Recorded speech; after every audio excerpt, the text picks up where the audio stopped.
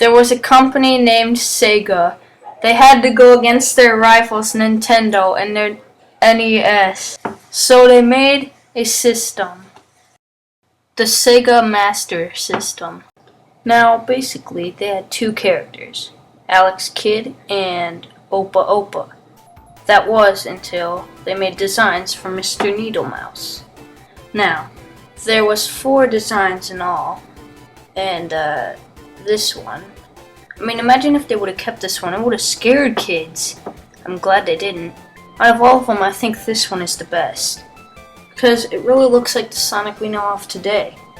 But anyways, they started making better designs for Mr. Needlemouse.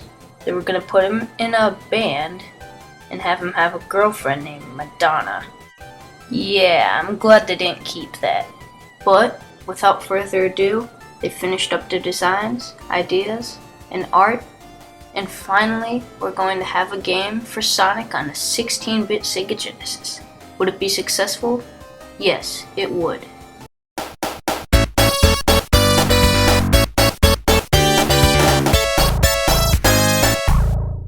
Yes, after long waiting, it was finally here. Sonic the Hedgehog 1 was released for the Sega Genesis in the US, and it was also released for the Master System and Game Gear.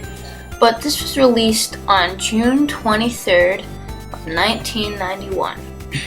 It's pretty funny to think that Sonic has been around for 20 years. And at first, when they first made their first game, they were superior to Nintendo.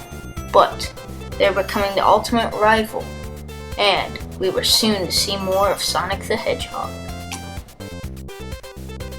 A new villain was also released. His name was Dr. Robotnik.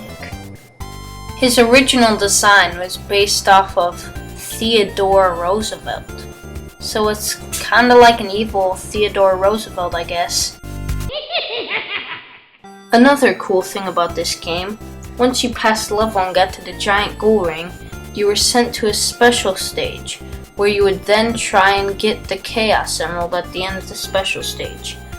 The difficulty increased every special stage, but it was fun and a great challenge. It was a huge success. Sega was now an ultimate rival for Nintendo. The Sega Genesis was a popular console after Sonic was released. It was like Spark. And when you get a good game, you get fans. When you get fans, they want more. And when they want more, you get a sequel.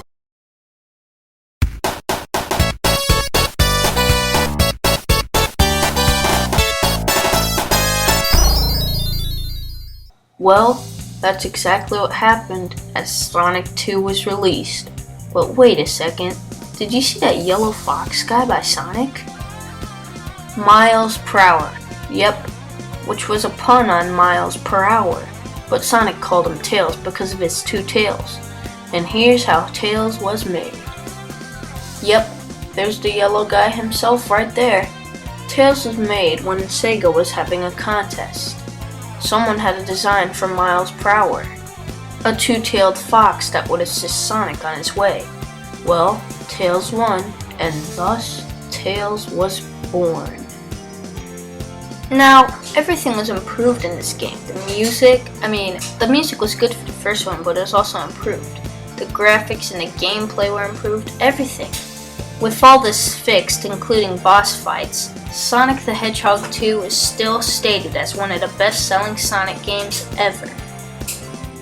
Also, when you pass the goalpost with 50 rings, stars above it would appear. Then, you'd be teleported to a special stage. The graphics were much more improved from the first special stage in Sonic 1, but yes, this is great. The graphics and gameplay were improved on the special stages. Also, this was one of the first 3D features in a video game ever. We were also introduced to 2-player mode, where players could play at the same time. Now, it may not seem like a big deal today, but back then, it was a big deal. And also, due to the Pinball Zone's fame in Sonic 2, a new game was released by Sega in 1993. Its name? Sonic Spinball.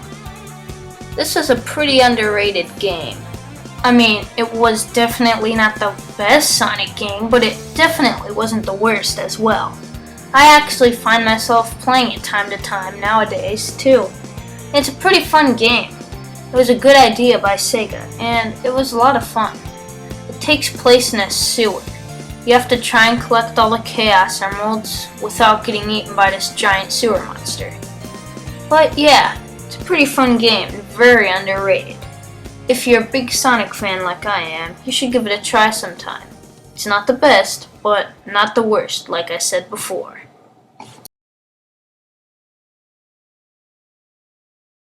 Wow, so many new games for Sonic in so little time. Sonic's fame definitely came fast, just like the Blue Blur himself. Hope you enjoyed, and part 2 is coming soon.